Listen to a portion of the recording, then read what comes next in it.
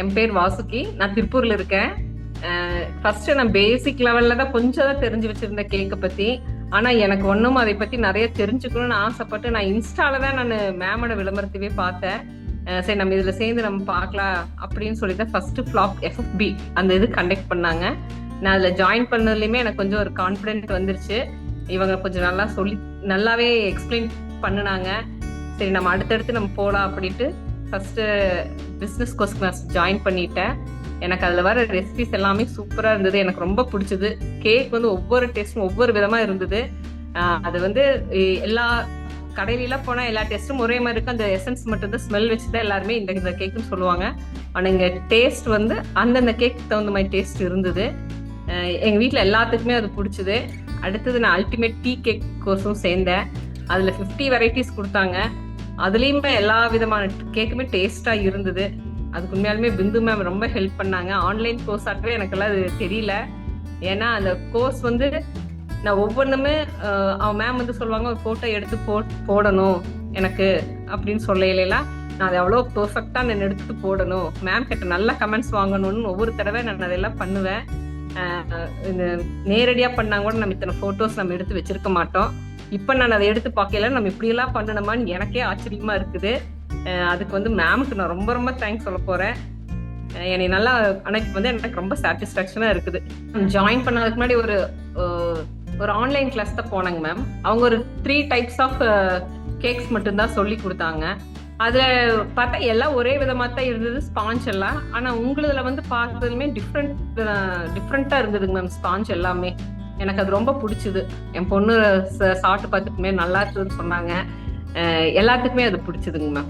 பண்ணதுலயே எனக்கு அந்த ஸ்பாஞ்ச், அதாவது ஒரு பேக்கிங் பவுடர் ஆட் பண்ண முட்டை இல்லாதது ஆட் பண்ணாதையே நம்ம இவ்வளவு நல்ல ஸ்பாஞ்ச் வந்திருக்குது. அப்ப நம்ம இதுக்குள்ளார போனா நம்ம நல்லா கத்துக்குவோம் அப்படின்னு ஒரு நம்பிக்கை வந்ததுங்க மேம். மேம் நிறைய மீட்டிங் நீங்க வைக்கிறீங்களங்க மேம். அதுல எல்லாருமே கொஸ்டின்ஸ் எல்லாம் கேட்கறதுலயே நான் கொஞ்சம் நல்லா நிறைய கத்துக்கிட்டேங்க மேம்.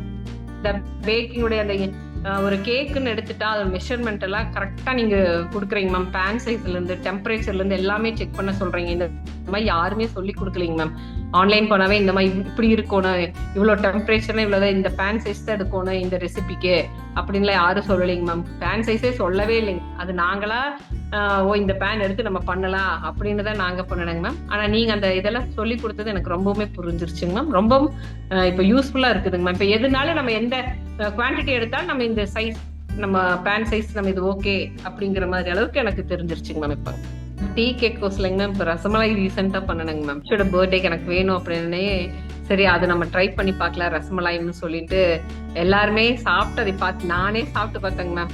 சூப்பரா இருந்ததுங்க மேம். 50 வெரைட்டிஸ் இருக்குதுங்க மேம். திருப்தியோட இருக்கிறேங்க மேம். இப்ப எனக்கு புரிஞ்சிருச்சு பேக்கிங்னா என்ன, எப்படி எல்லாம் நம்ம பண்ணணும். அதான் ஃபர்ஸ்ட் பேஸ் எனக்கு ஓகேங்க மேம். எனக்கு அதுல வந்து எனக்கு சந்தேகம் எதுங்கிறதே இல்லைங்க. அதே நம்ம பண்ணிடுவோம், கான்பிடென்ட்டா பண்ணிடுவோம், டேஸ்டா கொடுத்துருவோங்கிற அந்த நம்பிக்கையில இருக்குதுங்க மேம்.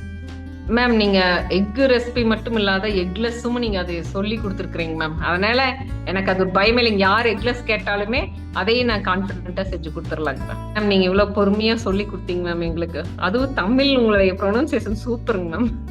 அந்த ஒவ்வொரு தமிழ் வேர்டெல்லாம் நான் கேட்கல சார், பரவாயில்ல எவ்வளவு அழகா பேசுறாங்க வாருன்னு நான் சொல்லுவேங்க மேம். நீங்க ஒவ்வொரு என்கரேஜ் பண்ணுவீங்க மேம். அந்த அசஸ்மெண்ட் பண்ணையிலாம் இப்படி பண்ணுங்க சூப்பர், அந்த இது வாங்குறதுக்காகவே அந்த கிரெடிட் வாங்குறதுக்காகவே நான் ரொம்ப முயற்சி செய்வேங்க மேம் உங்ககிட்ட அந்த இது வாங்கணும் அப்படின்ட்டு.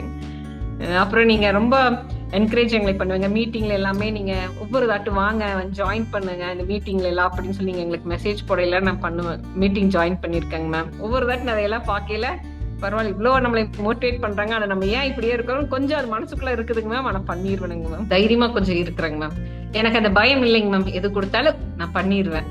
அந்த தைரியம் இருக்குதுங்க மேம். ஒரு கஸ்டமர்ஸ் வந்து கேட்டாலே எனக்கு அது பண்ணி கொடுக்குற தைரியம் வந்துருச்சுங்க மேம். ரொம்ப வருத்துங்க மேம். நம்ம பயப்படவே வேண்டாம், கண்ணை மூடிட்டு சேரலாங்க மேம். நல்ல ஒரு பேக்கரா ஆக்கி கொடுத்துருவீங்க.